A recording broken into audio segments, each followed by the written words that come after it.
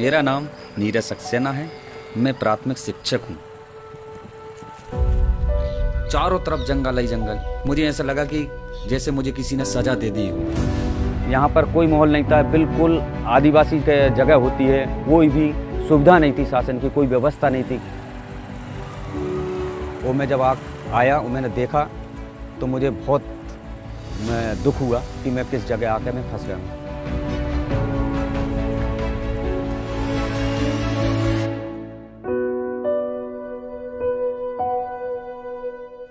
जब मैं यहाँ पर पढ़ाना चालू करा तो यहाँ पर 30 बच्चों के नाम दर्ज थे, लेकिन उनमें से 10-12 बच्चे स्कूल आया करते थे, क्योंकि माहौल शिक्षा का बिल्कुल भी नहीं था।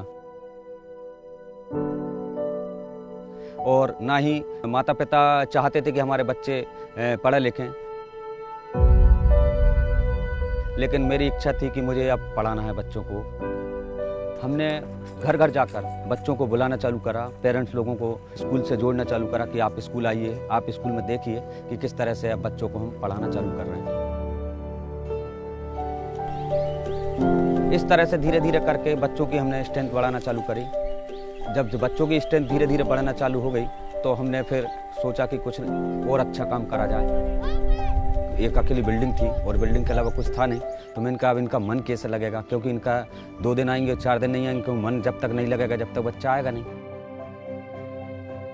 तो मैंने धीरे धीरे करके इनके लिए छोटे छोटे खेल कूद के माध्यम से इनको पढ़ाना चालू करा। जब हमारी पढ़ाई अच्छी होने लगी तो हम होमवर्क बच्चों को देना चालू कर दिया था। बच्चों के जब होमवर्क देना चालू कर दिया तो बच्चे वहाँ से होमवर्क सही करके नहीं लाते थे। तो हमने जो पालक लोग थे उन लोगों की मीटिंग करी कि भाई आप लोग घर पर बच्चों को क्यों नहीं पढ़ाते। उन्होंने कहा कि भाई हम लोग पढ़े लिखे नहीं हैं, हमें पढ़ाना नहीं आता है, हमें कुछ आता नहीं है, हम बच्चों को कैसे पढ़ा पाएंगे।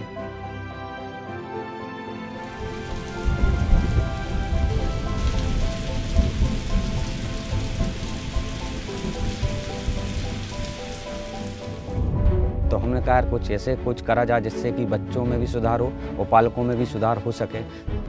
तो हमने धीरे धीरे करके ये बोर्ड बनाना लिखना चालू कर दिए। करीब करीब 200 बोर्ड यहाँ पर स्कूल में बनाकर लिख के और लगा दिए। तो हम फिर पालकों से हमने कहा अब आपको पढ़ाने की ज़रूरत नहीं है, अब आप स्कूल बच्चों को केवल लेके आइएगा और बच्चों को यहाँ पर ग्राउंड में उनसे बोलिए कि आप पढ़ने बैठो और आप ग्राउंड के बाहर जाकर खड़े हो जाया करो और बच्चों को देखते रहा करो कि बच्चे पढ़ रहे हैं कि नहीं पढ़ रहे हैं। तो इस तरह से बच्चों का फिर होमवर्क भी अच्छा होने लगा और बच्चे बढ़िया उत्साह से पढ़ने लगे, बच्चों को इंटरेस्ट आने लगा पढ़ने में, उन्हें हर छोटी छोटी चीज़ों की जानकारी मिलने लगी। बाहर से जब लोग आते हैं वो बच्चों से कुछ पूछते हैं और बच्चे उनके फटाफट जवाब जब देते हैं तो मुझे बहुत खुशी होती है कि कहीं ना कहीं मेरी शिक्षा एक सही दिशा में कार्य कर रही है।